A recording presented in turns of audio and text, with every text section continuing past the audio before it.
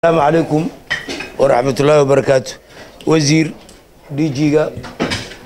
دليردين halkan maanta lagu xusumay waa wada salaamantii anigu magacayga horta waa Saciid Maadile waxaan ahay ragga wasaaradda ugu waaweyn ayaan ka mid ah ilaa 40 sano waa shaqeynayay civil aviation marka aad iyo aad baan runtii waxaan jeer isweydiin jiray naftayda waaniga berito inta yar maskaxda kaaga jirtay ayaa ka reeba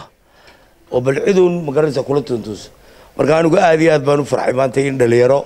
la soo tababaray oo interest ay ku yihiin aviation wax nagala wareego naga tirsada kuwii ugu horeeyay ay yihiin waxaanan aad ugu sii farxay in ay si wanaagsan u soo shaqeeyeen oo magaranaysa guul soo hooyeen magacna soo hooyeen Somaliland leeyahay marka anagu berigii Jarmalkii dhulkaan joognay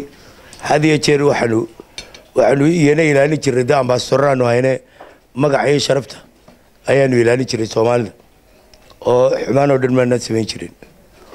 marka inama Jarmaland iskuul kula jiro waxaanu hayna ajnabigii ugu horeeyay ee meesha la keeno ayaanu hayno intiisa kalena iskuulka Jarmal meedhan baa maalin walba way nala yaabi jireeno marka bathroomka la gala la meedhanayo nin walba nigis kaliya la soo gali jiray waa balanigis anaguna nigis baan la soo galay waa nimankan waaweyn maxay qarinayaan wada arhaydin